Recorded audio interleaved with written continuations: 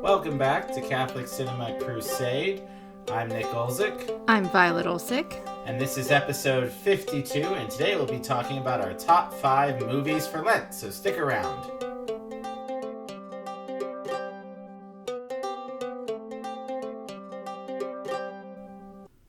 Nick, why don't you start us off with prayer? In the name of the Father, Son, Holy Spirit, amen. Dear Lord, as we enter Lent, or the Great Fast, as we call it in our house, help us to learn to draw closer to you through prayer, fasting, and almsgiving. Help us to give up what we desire so that we can desire more to enter into your divine life. Amen. In the name of the Father, Son, Holy Spirit, amen. Be sure to like, subscribe, and send a comment to CatholicCinemaCrusade@gmail.com, and we'll read and talk about it on the air. So first up, our segment, What Are We Watching? So first of all, we have been watching Resident Alien Season 3 on Netflix. This is a show that we really like. It's kind of a fun science fiction comedy. So how are you liking the season so far? It's pretty good. It's about on par with the first 2 seasons, I would say, as far as quality of the writing and acting and all that. I think it's definitely interesting, and I'm enjoying it. I don't think the plot is as tight or as interesting as the first 2 seasons. I think they're trying to... they're definitely continuing a story, and they're moving the story along, but I just feel like it's not as well developed as the first 2 seasons. But I'm definitely going to keep watching it, because I love comedy, and I love science fiction, and it's nice to see, just kind of a fun, original story. I think it's based on a graphic novel. Yeah. But it's not like a reboot of something, and it feels very fresh and original. Yeah. And Alan Tudyk's really funny. And then the other thing, I don't think we've talked about this. We've been watching a television show with our kids a lot called Superbook. No, I don't think we've mentioned Superbook yet. So this was actually brought to my attention about 3 years ago by a student of mine who said he grew up on it and was wondering if I had heard of it, and I had never heard of it. So I looked it up, and it's got a really interesting story. I'll try to go through this real quickly. But in the 1970s and 1980s, when anime first started coming to the forefront, especially with Hayao Miyazaki in Japan, there was a group of Protestant pastors in South Korea. Now, in Asia, especially China, Korea, and Japan, Christianity has been slow to take. And so, especially Protestant Christianity. So there was a group of Protestant pastors, so this is like early 1980s, who were thinking, how we reach, our fellow Koreans, and teach them about the Bible. And they saw this new animated format. So they're like, we should make an anime show about the Bible. So they invented this show where basically you have this thing called Superbook, which is never really defined, but basically it's like a time-traveling device that takes 2 kids back to biblical times so they can witness a Bible story, and then there's always some lesson of what's occurring in their own life at the time, so they connect it to kind of the present. And so this was on for a couple of seasons, and then it stopped, and it kind of disappeared, but I guess a lot of Koreans, especially Korean Protestant Christians, grew up watching it in the United States, and it became kind of a cult favorite among the Asian American Christian community. Like, they all knew about this show. And so the Christian Broadcast Network in 2010 decided to reboot the series. So they did it as a 3D animated show rather than an anime show, and it became quite popular from what I understand, especially among Asian Americans, but just around Protestant Americans in general. It's kind of, I guess, sort of a next generation VeggieTales, in that you have both kind of a storyline that happens in the present and then a Bible story that happens in the past.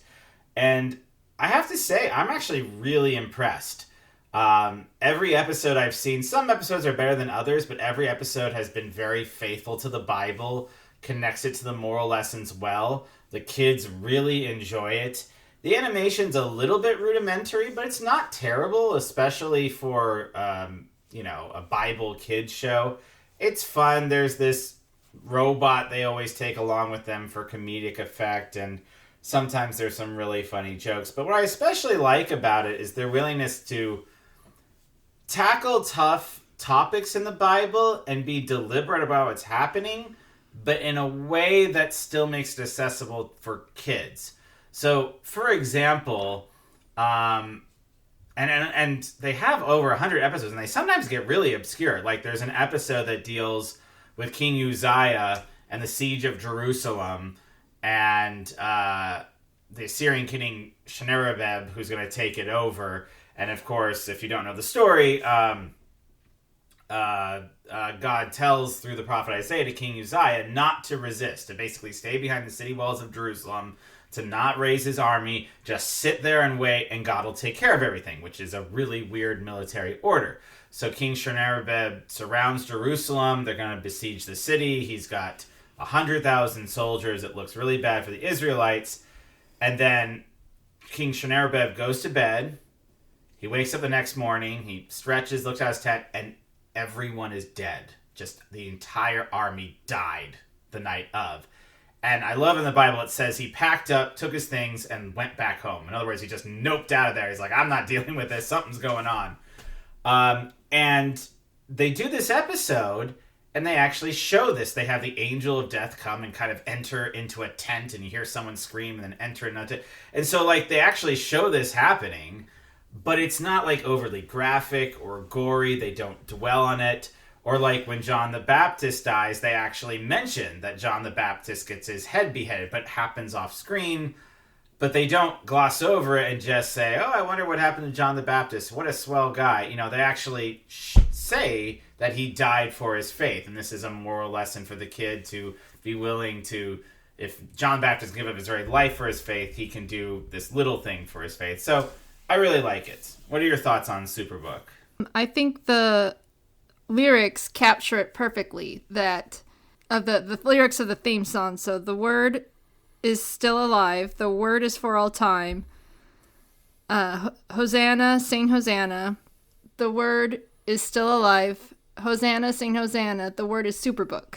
Yes. And that's it. Yeah. That's the show. And it's what's so beautiful about it is, and having gone through Catechesis of the Good Shepherd, the kids really know that the word is still alive.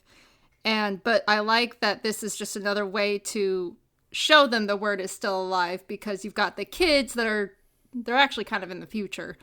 But they're like, modern, right? And they have modern problems that they deal with. They have kid problems, and God's got an answer. The Bible has an answer. There's, this isn't new. Life's not new. People have been through this before. So I just love that about it. And the kids, it's bringing the Bible alive to them in a new way. They, again, the Catechesis of the Good Shepherd has been really good with that. But this is just another way it gets them talking about these different people in the Bible. It gets them talking about even stuff in other parts of the Bible that I didn't even know they knew about. So it's just a great way to kind of get that conversation going about the Bible. And it easily has one of the top 5 title designs of any TV show I've ever seen. Like the intro little television, like when they have the main credits, is absolutely gorgeous. It's one of my favorite of all time. So definitely worth checking out, especially if you have kids. So our podcast today, we're going to do a kind of top 5 episode. We have Lent coming up.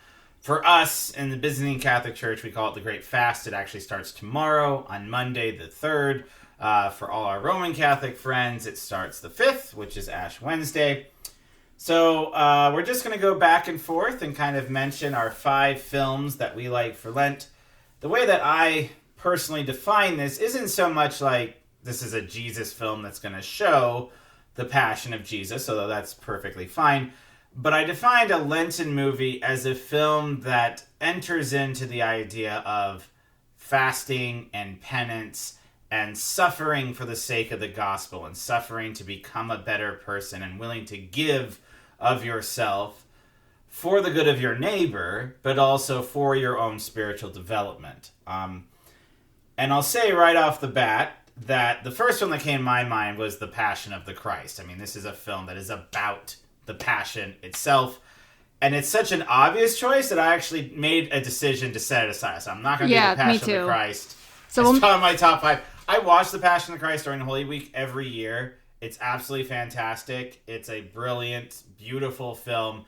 But again, it's just so obvious, I just kind of decided, I'll set this aside so I can highlight some films that maybe you haven't heard about and maybe you can check out. Yeah, I did basically the same thing. I didn't put The Passion on it because, again, that is the Lenten movie. Like, right. Of any story of the Passion, that one's it. That one's it. And maybe we'll talk about it on a future episode. I have some interesting stories about that movie. But yeah. And there's a sequel coming out.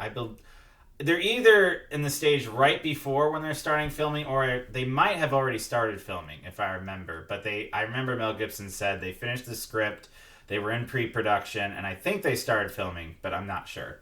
Anyway, so these aren't in any particular order for me as like the best Lenten film to least. They're just 5 great films for Lent that I really recommend. I ranked mine. Oh, you did? Okay, we'll say mine are ranked too, then. I'll throw that out. I can move these around real quick. Okay. So, do we want to start with number 5? Number 5. Okay, so my 5th best film for Lent, I had a film that is not explicitly religious, but I think does a good job of talking about risking or giving for the sake of others. And that's even in the title. So I have the 2006... German film, The Lives of Others. This is a film about the Stasi. This is the secret police in East Germany. It's hard to overemphasize how deeply embedded the secret police in East Germany was in society. I think something like between a fifth to a sixth of every single citizen was either working directly or indirectly for the government, spying on their neighbors, reporting their neighbors. I mean, this was a society that even more than the Soviet Union was intensely paranoid, intensely always guarded about what you say about everything. And the film focuses on a Stasi officer who's actually pretty high up in the ranks, and so high up he actually trains other Stasi officers.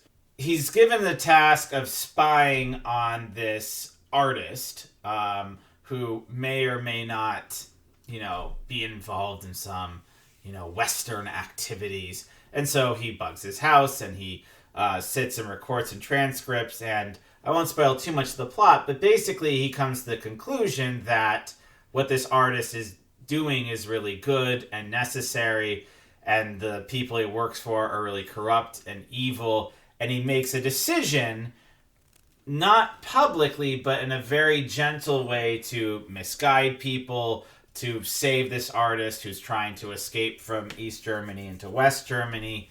And he risks a lot, including his own job, basically to help this other guy. And this other guy never really finds out who he is. He kind of finds out a little bit that someone helped him at the very end of the film.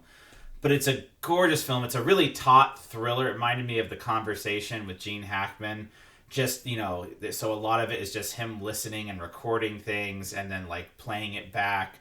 And then him, very subtly misguiding the police when they're going to raid his house. It's a beautiful thriller. And, again, it's about someone who really risks everything to help someone once he kind of comes to the conclusion he's actually working for the bad guy. So I really recommend it. That does sound exciting. That's a good one. My number 5 is Faustina, Love and Mercy. This is a Polish documentary that came out 2019, I believe.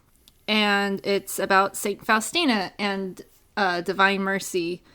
And I figured, a movie about Divine Mercy would be a good way to meditate on for Lent. And it was a pretty good movie. I remember they had recreations too, so it's not just talking heads. Right. Right, there's I forget the name, but there's a Polish film company that has a whole series of these films Right. that are they're called docudramas. Basically, they're like half documentary, half recreating like whole scenes. So not just reenactments, but Right. they actually have like a fictionalized version of the story within the documentary. They did one on Maximilian Kolbe as well. The whole series is really good, but the Faustine one in particular was probably my favorite that they've done. You can probably do the whole series, but Yeah, I but- figured highlighting Faustina because she's the Right. Saint of Divine Mercy, the Secretary of Divine Mercy. And is I one of didn't her know this, nicknames. but so there was a priest who was really involved, like getting her message out, Right. and then like making sure the Divine Mercy image was done right, and then after her death, published her story. He actually just got beatified, so Right. he's on the track for sainthood too, which I always thought was kind of cool. All right, so number 4, I guess, working our way up, I have the film Into Great Silence. This is a tough film to get through, especially if you're someone like me who likes excitement and explosions and thrillers. It's a documentary that was literally 25 years in the making. So the filmmaker wanted to do like a day in a life sort of documentary of the Carthusis Monastery in France. This is an order that's considered kind of the Marines of European monks, in that this is an order that prides itself on silence, on prayer, on meditation. And I'm not even joking here, about 7 to 10 hours a day, they are in their cell, totally silent in prayer. They pretty much only come out for communal meals, like the liturgy of the hours and mass. Like, this is an order entirely devoted to prayer. And they live their entire day in silence. And this is so it's one of the most ascetic orders out there. And so in 1982, this German filmmaker sent a letter saying, "Can I please come and film? I'm really interested in just seeing what this is like." And they said no. And they said no over and over and over. And then in the early 90s, he eventually got a letter. They said, "Well, we'll consider it." And they said, we will consider it. We're going to take 10 years and talk about it. Like, we're going to take a whole decade. They said that on the outset. So 10 years later, they got back to him. They finally said yes. So this is the early 2000s. They invited him. He filmed in their monastery for about a year and a half. And the film didn't come out until 2005. So this is, again, the idea. His first email was his first letter was in 1982. The film didn't premiere until 2005. And it's about 3 hours and 45 minutes, so it's almost 4 hours long. And like the monks, it's almost totally silent. But what I love about this film is, even though there's no dialogue, it's not totally silent. Because you're not hearing people talk, you're listening to, as they pray, there's raindrops, there's cats that skitter around, they're walking from place you see all these just beautiful little moments. Like, there's this monk who's very old and blind, and there's a young monk who every day wakes up like 15 minutes early to go to his cell and help him down, and guide him. And they're not talking to each other, but the gestures they make, the smiles at each other, like, it's so gorgeous. And you just feel like this is what heaven is like, because it sounds like hell in a certain sense. You never get to talk. You never get to watch TV. You never get to listen to the radio. You're praying all day. But they just seem so serene. They're moving around like angels. And then there are a few moments when they talk, sort of. They get like 1 hour of general conversation on the Lord's Day, on Sunday. And they sit around, and when they talk, you would think when they talk, they wouldn't know what to do. But they talk just totally normal. They sit around. They joke about the week. They ask how they're doing. There's a scene where there's a big snowfall, and they actually go and they like play in the snow, and they like slide down the mountain. They're not talking, but they're clearly enjoying. And there's so much you can do without speaking. And it's a gorgeous film. It is slow, but I found that if you get through like the first hour, you kind of get used to the cadence, and then it's actually very nice. It's almost like a meditation of itself watching this film. And at the very end of the film, they interview the blind monk, the really old one, and he talks about heaven and what it's like to be a monk. It's the only interview in the whole film. And it's just gorgeous. And it's a great Lenten exercise to just watch this film quietly, in addition to the fact it's just a really good film. I remember it being riveting. Yeah, it's weird. Like I said, it's hard at first, but once you kind of get into it, it goes really quickly, the rest of it. Also because, so it takes place over a year, so you know kind of where the end is, and you anticipate it as you get through the film. So it works. It's really good. My number 4 is A Man for All Seasons. So, I don't remember what year it came out, but 1966. It's 1966. Okay, but it's about St. Thomas More and his whole debacle with King Henry VIII. That's one way to put it. But it's an excellent movie, and you know, it really goes into his struggle and his family life, and it's a beautiful movie, and it's like you said, it's that struggle and suffering for the kingdom. Yeah, I love that film. It's one of my top 10 films of all time. It's one of the best written films. The dialogue is just so extra, and him as a character, how he's going through this horrible experience, but he has such a good sense of humor about it. He's serious, but he's also very casual, and just the love. He has no animosity to any of these people who are doing all these evil things to him. Like the Duke of Norfolk, he still considers him a good friend, even though he's participating in his downfall. His last prayer is even for the well-being of the king. He just has no ill will, and he's perfectly submissive to God. And it's just, he is, as the title says, a man for all seasons. Someone who knows what it's like to live plenty, knows what it's like to not, and goes through it all. So great movie, great choice. So my third is the 1991 film Black Robe, which is it's a fictional story, but it's very much based on real people. So it's about a Jesuit missionary from France who comes to French Quebec in the 1600s when it was still, a colony. And he has this dream of preaching to the Huron Native Americans, which are deep into, I think, Alberta or Saskatchewan. So at the time, when you think about Canada, there was Quebec and there was that area, but that was pretty much the only thing that was extensively settled by the Europeans. And Quebec City, of course, today is a major metropolis, but back then was literally several log cabins. And so he comes with this he's in his probably late 20s, early 30s. He has these big dreams of being a missionary, very excited about it. As an altar server, he had a priest mentor who was a missionary and was sent back because he was tortured and had part of his fingers cut off, which plays a major plot point, so I won't reveal too much. But so he goes over, and while he's in Quebec City, he meets up with a Native American from a different tribe who is paid a lot of money and guns and beads to take him to this other tribe, which is several hundred miles away. So the film is basically his journey to get to the Huron natives.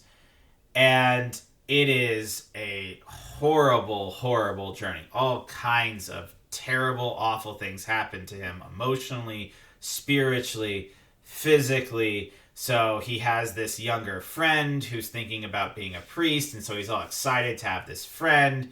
But then the friend begins an affair with the chief's daughter, which really frustrates, Father LaForge, that's the guy's name, because on the one hand, it's a terrible sin, but it's also his only friend, his only companion is being taken away from him. And then he meets up with a medicine man who declares he's a demon, so then all the natives kind of get suspicious and turn on him, and then they're attacked by another Native American group, on and on. Just it's almost like Homer's Odyssey if, you're just getting beaten to a pulp every time. And I don't want to reveal the ending, but the ending, okay, it's just so good. So he finally gets there. He finally gets the Hurons, but it's nothing like he imagined, okay? And one of the things that is unique about this film, this is one of the very few films I've ever seen that's like this. I was hating this film the entire time I was watching. The entire time I was watching, I'm like, this poor guy is the nicest guy. He just wants to minister the gospel. Why is God having to go through all this? He's just, for months and months, he's being beaten to a pulp. And then he gets a little further. And then something else bad happens. And then he gets a little bit... Finally, at the end of the film, he gets there. And the ending scene is just so beautiful and so good. And I suddenly realized in that moment why he had to go through everything to get to that point. And it went from a film I was hating every second of to a film that I just thought was absolutely gorgeous. And I haven't really had an experience like that with another film where I was just hating it the whole time. I got to the end, I was like, oh, that's why. Oh, this film's really good. So when you watch this film, you're not going to like it, but you just got to stick with it because it's really great. And it's a testament to the many, especially French Jesuit priests who went to Canada. Many of them were martyred. The most famous is Isaac Jogues. But some of them are saints. And especially right now with everything the Canadian Catholic Church is going through, I think it's really important to remember the sacrifices that these Jesuits did to bring the faith to the people there, and to just remember and ask for their prayers, because that country has such a beautiful history. Yes, there's a lot of pain and turmoil, and yes, as Americans, we make fun of Canadians a lot. But again, the Catholic Church in Canada actually has a really gorgeous past, and there's a lot of saints that many people are not aware of who brought the faith there. So I would certainly recommend that as a Lenten devotion. Well, and Saint Kateri was... I thought she was Iroquois, wasn't she? Yeah, but That's she New York area? She ended up in Canada, I believe, did? because remember she had to escape her family who was trying to right. kill her. Well, yeah, because And the Jesuits a lot were of up people in Canada. don't know this, but for most of its history, even after the British took over, they were 50-60% Catholic. Even today, technically, if you do like a poll, it's still like 40-50% Catholic, especially in Quebec, but even outside of Quebec. It's funny because we think, especially here as Americans, like, oh, this is a Protestant continent. But between Canada and Mexico, the majority of, if you want, Americans, North Americans, are actually Catholic, which is kind of interesting to think about. Anyway, so Black Robe, check it out. Highly recommend. My number 3 is Song of Bernadette. One of my favorites. Anyone who wants a movie recommendation, Song of Bernadette. And yeah, like we've been talking about, so Bernadette has these visions of Our Lady, and then, she's digging up the spring where the healing waters come from, and everyone's like, what the heck is she doing? And she's like drinking mud. And then it does go into the time after that when she becomes a nun, and she's suffering at the hands of her Mother Superior for a really long time, and that dynamic between the Mother Superior and Bernadette is really well done, and it's a beautiful story because it's not just Our Lady, it's Bernadette's story. So I really like that. And again, as we're talking about suffering, because her for Bernadette, it wasn't just and like many of the visionaries who've had visions of Our Lady and Jesus, it's not just the vision, right? It's, after that, like, okay, what is their mission going forward? Right. And for Bernadette, it was to suffer right at the hands of this Mother Superior. Yeah, this is a film, it's like 2 hours and 45 minutes long, but it just goes lightning fast. I remember every time we watch it, I just remember thinking, oh, it's done? Like, that was fast, but it's like well over 2.5 hours. And gosh, the acting is so good. Jennifer Jones plays Bernadette. Vincent Price is in it. I love that's Vincent right. Price. He plays this very wily, skeptical, atheist politician. Right. Oh, it's a juicy role, and Vincent Price is one of my favorite actors, so I just love it. I forget the actor's name, but the famous actor from On the Water for the Union boss, he's in it too. It's one of these great films. It was the first Golden Globe to ever win Best Picture in 1944, and Jennifer Jones won the Oscar for Best Actress that year for it. Song of Bernadette and Man for All Seasons were both on my short list, but didn't make it. So good choices. All right, my number 2 is the most recent film. This is the film Man of God from 2021. This was a very little film that got virtually no press here in the United States. It was a Greek production, although it was filmed in English, probably just to make it more universal. Right. Mickey Rourke had a very tiny cameo role, so of course they put his name as like second billing on the poster to try to get people interested. But again, I don't think anybody saw this film, but it was a gorgeous film. So Man of God it's a biopic about a man I had never really heard of called Nektoros of Aegina, who is canonized in the Greek Orthodox Church. So he's considered a saint in that church. Probably in heaven as well, as if you watch the film. So he starts out as a bishop in Alexandria. So he has a flock there. He's very well loved.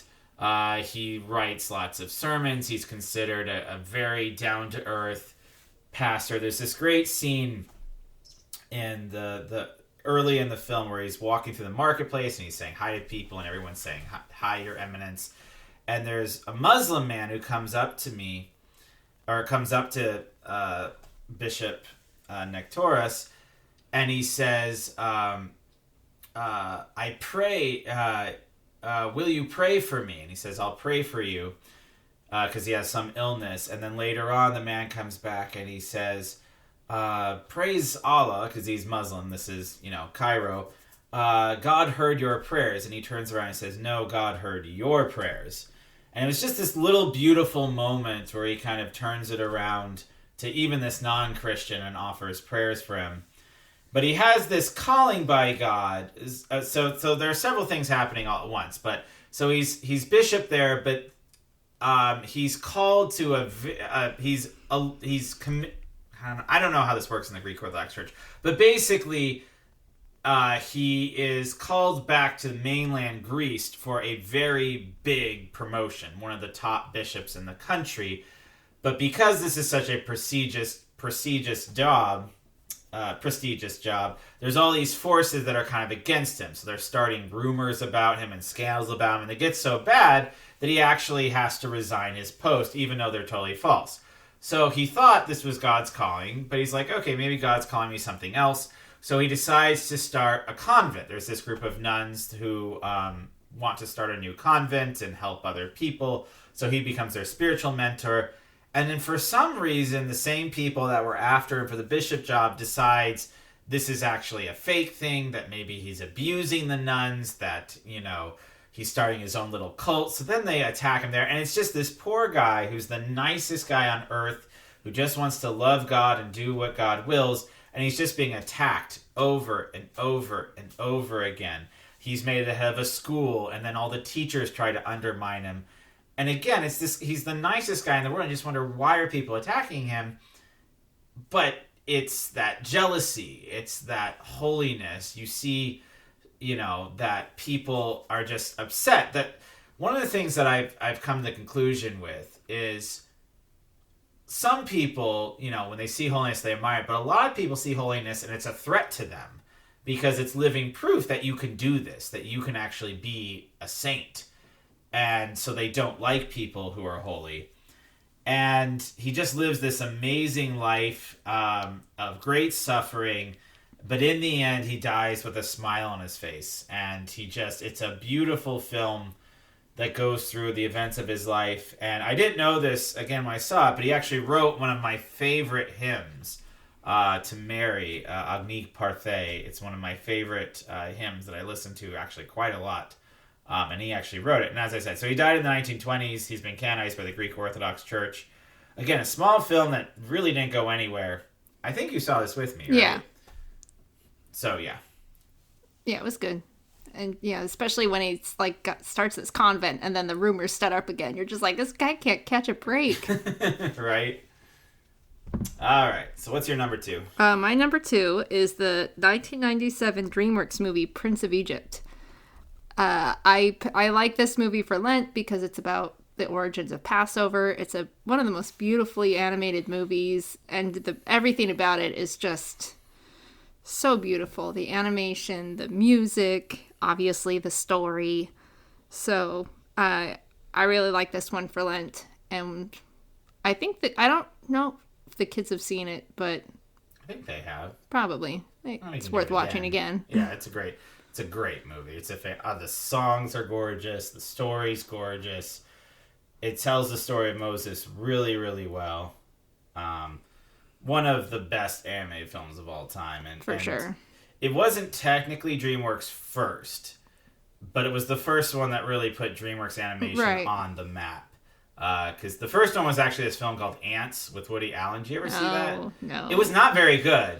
It was... my dad actually took me to see it because he thought Woody Allen was funny. And it was kind of off-color and weird, and it didn't really make a lot of money, and it kind of went nowhere. And then the next year they came out with The Prince of Egypt, which was a mega hit, one of the highest-grossing films of the year, nominated for a bunch of Oscars. You had Whitney Houston and Mariah Carey singing at the... I still remember watching that in the Oscars and just being blown away. Little 12-year-old me. And then, of course, 2 years later, you had Shrek. So that's really what threw DreamWorks Animation. So great movie, great choice. All right, number 1. My number 1 Lenten film is The Passion of Joan of Arc. 1928 silent film. Even outside of religious circles, this is considered one of the masterpieces of silent cinema. And it's the story of the trial of Joan of Arc. It's actually based... We still have the trial transcripts, the original ones, in English, because she was tried by a British court. Of course. And we still have, like, their questions and her responses. Like, you can go read them. And so this is based on that. And there's so much about this film that is just absolutely phenomenal. So the way Carl Dreyer, he's a Danish filmmaker, frames it is nearly every shot of Joan of Arc is either like an extreme close-up or a regular close-up. You never get off of her face.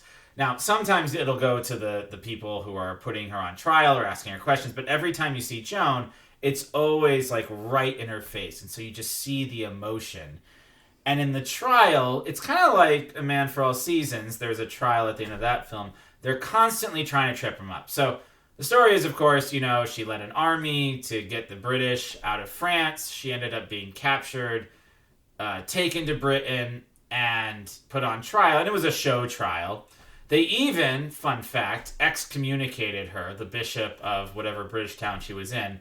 Later it was reversed. She's the only saint who's ever been excommunicated and then later became a saint. Fun fact. Not very fun, but a fact. Interesting fact. Anyhow, and so they're asking her all these questions, and it's hard to remember this, but she was 19. She was a farm girl. She had only had heard the voice of God like 2 years earlier. Barely had any education. She's in a foreign country being attacked on all sides, but she holds her own so well. And there's so many great little moments. Like, they ask her, "Do you know the Our Father?" And she starts crying. And they're like, "Well, why are you crying?" She says, "My mother taught it to me." And then she recites it. And there's so much about this. She's just so holy. She wants to receive Jesus so badly in the Eucharist. She knows she's going to die, you know. And so there's this scene where they bring the Eucharist out. And she's so excited. You can see it on her face. And then right before they give it to her, they're like, "We'll give you the Eucharist if you recant of your vision." If you say, "Which is one of the most wicked things and I've you can ever just heard." See her eyes sink, and she has to say, no, I saw God. He came to me. Like, I'm not lying. And fortunately, they do end up, there's this, besides her, like, everybody else is very mean to her, the soldiers, the monks who put her on trial, the bishops, etc. The one person who seems to have some sympathy is there's this British priest who's the one who ends up hearing her last confession and giving her a Eucharist right before she dies. And again, one of the things I love about it is, despite the fact she's this obvious holy person, she's also false. At one point, she considers recanting, but then goes back and says, no, I'm not going to do it. I'm sorry. I thought about that, God. And as she's literally being burned to death, she looks towards the heavens and she says, Lord, will I see you today in paradise? Will you welcome me in your kingdom? Like, even as she's about to be put to death, she's not sure. And she does that famous quote from St. Dismas, the Good Thief. It's a gorgeous film. Just the cinematography is some of the best you'll ever see. It's always on her. There's so much emotion. The music is gorgeous. Just a really great film. Yeah, he does a really good job of, like, just, you have to get the best actress possible to do this movie. Right, and they did. I didn't write down the actress's name, but one of the reasons it's famous is she was a stage actress and it was the only film she ever made. So you have nothing else to compare it to. It's the only thing she ever produced. And many scholars, I'm not sure if I agree with this, but a lot of film scholars have said it's the greatest performance captured on celluloid. And it's the only one she ever did. So, all right, what's your number one? Well, now after hearing your number one was Joan of Arc, mine sounds a little silly, but Cinderella. Okay. Because she loses her inheritance and she has to suffer and toil until the virtue she'd been building up all these years, right? Because it's not just that she suffered, but she suffered well, right? She's scrubbing the floors and she's singing, and she's not resentful or angry. She's not happy, right? But she's not bitter. And so the virtue she'd been building up over the years pays off when she meets the prince and he falls for her, not because her face is pretty, but because her spirit is pretty. And, you know, even when her happiness is threatened, she's not passive, right? She doesn't just stay in the tower and say, oh, well, I guess, you know, that's it. My evil stepmother has taken my salvation and that's it. No, the goodwill she's built up over the years with the little animals pays off, and that they help her out, and she's able to snatch back her salvation, right? Her freedom, her happiness. And that's, I think that's, especially for children, a really good metaphor for salvation and for and even for Lent. You know, we're suffering and we're toiling, but we're still supposed to be joyful, and we're supposed to use our suffering to build virtue. And then at the end of our suffering, we'll receive our salvation. Yeah.